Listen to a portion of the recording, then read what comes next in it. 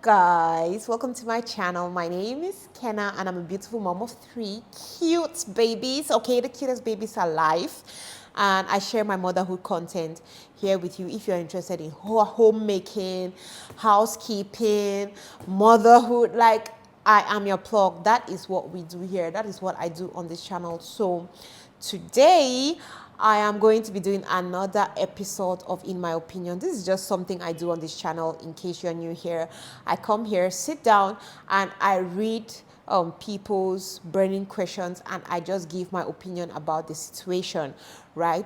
So I don't want to talk too much. Let's just go straight into my baby daddy and I broke up when I was 2 months pregnant because I spent a night at a guest house with a guy. Okay, we didn't have sex. Then my baby daddy requested for a DNA after I gave birth. When the baby turned 2 months, he withdrew his request for the DNA. Okay, I get that. Now the baby is 4 months and he wants us to reconcile. So should I take him back or just tell him to be with the one he thought was better than me? I know some people will be like, will be expecting me to say, oh, it's the baby, the father of your baby. So for me, guys, I don't know. It's just to weigh options now in this type of situation. First of all, the first thing when I'm reading this is, why are you pregnant? What are you doing in a guest house with another man when you have a boyfriend? Some of us girls, we are not serious. Like, what are you doing in a guest house with another man until you're saying you did not sleep with him?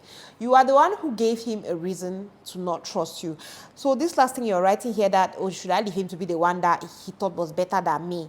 For me, it's not giving. If you're in a relationship, be in a relationship. Don't be giving your partner room to not trust you or to suspect you. What are you going to do in a guest house with another man when you are pregnant for another man? Like, what was the reason for you to go there? I know that it's wrong for him to have accused you falsely, but you gave him a reason to not trust you. I don't blame him to say he wanted to have a DNA test. If you're in a relationship, be in a relationship.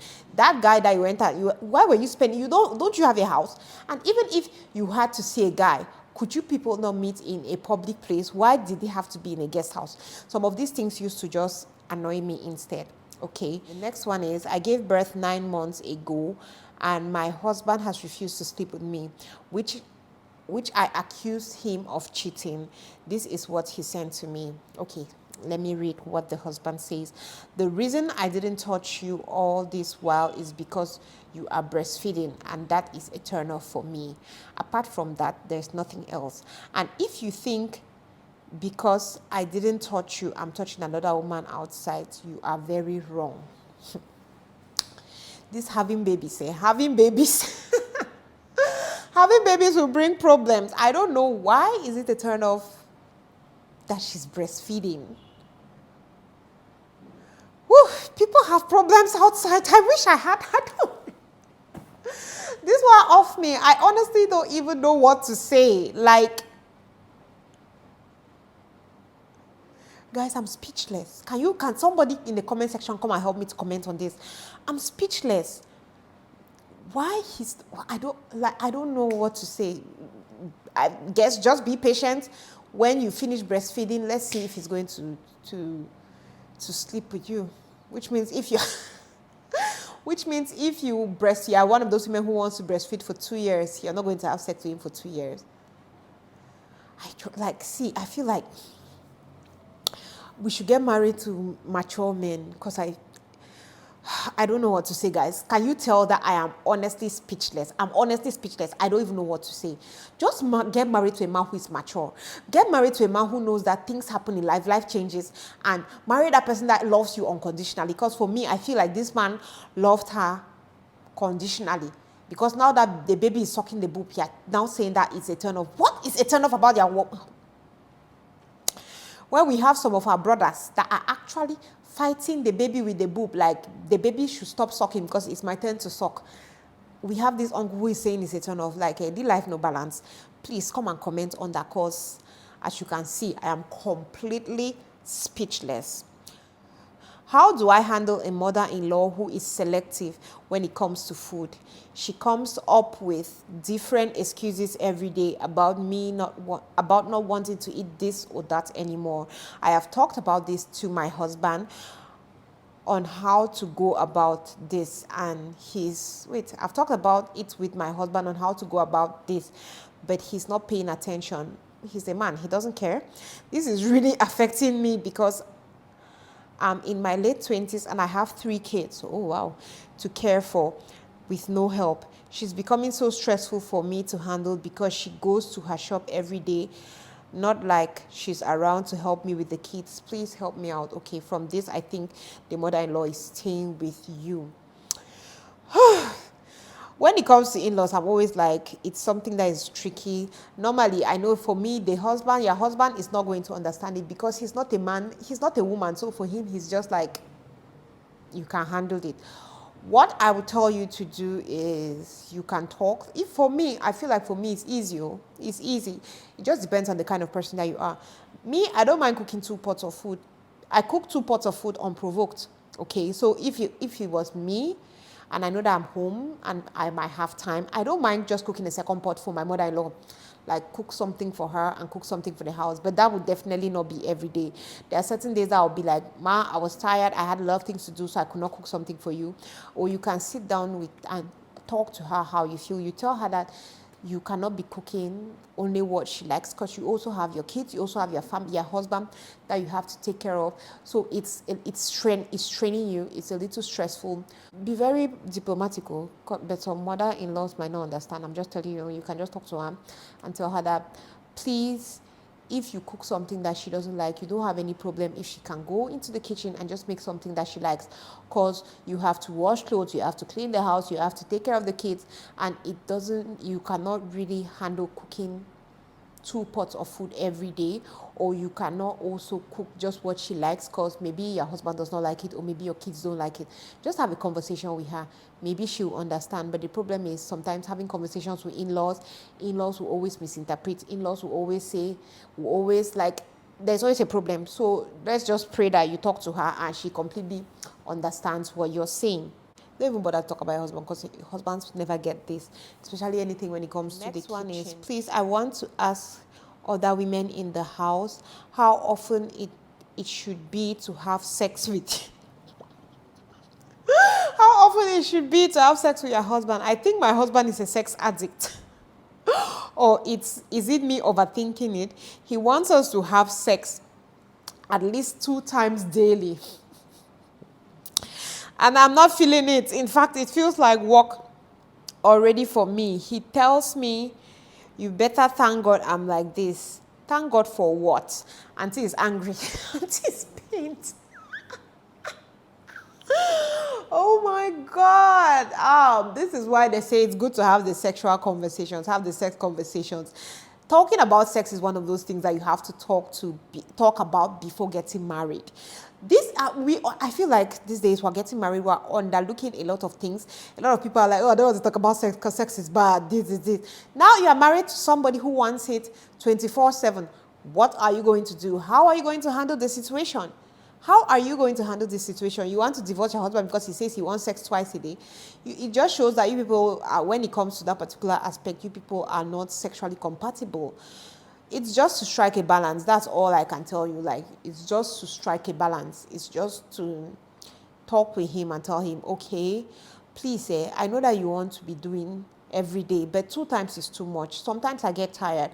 Some days you can agree to do 2 times. Some days you agree to do 1 time. Marriage is all about compromise. At least you're compromising that some days you can do 2 times and some days you can do 1. So he too should also be able to accept and just be there, because there will be a time when he might get tired, even though I know some men who never get tired. But sometimes with age, I've known men that but they finally got tired with age. sometimes they are not really that fit, but we have some men that the older they go, the more they want. But it's just something to have a conversation about and explain to him how he feels. Maybe you're also getting tired because you're having the sex twice a day and you're going for long periods of time. Maybe you want to have conversations with him and tell him, oh, we used to go 1 hour and I'm exhausted. So maybe we can do 10 minutes 2 times a day. At least that one makes sense to me than for us to be going for hours and hours. It's exhausting. I get tired. I need to do other things. And I don't think he's a sex addict. I feel like it's okay, especially when you're newly married. The last one is, my husband and I have been married for some years now, and God has blessed us with 2 boys. I have always suspected him of cheating because I used to see messages between him and other ladies, but I didn't have any solid evidence.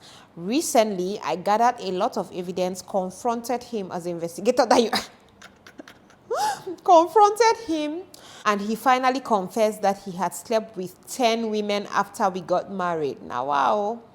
He's now begging me to file, not to file for divorce and leave him, and that I'm the best thing he's ever had. He never had a woman as supportive and as kind as me, but he cheated with 10 women. Wow. This man has emotionally damaged me too much. My mental health won't allow me to stay. But everyone around me is also begging for him and telling me not to rob off my children, not to rob off my children from growing in a 2-parent home. I'm very confused. That last part pained me. Okay, this is what I have to say about this. Okay, I always say it.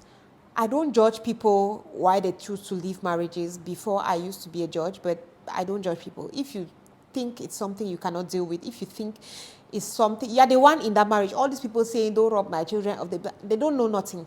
They are not the ones, you know where the shoe hurts.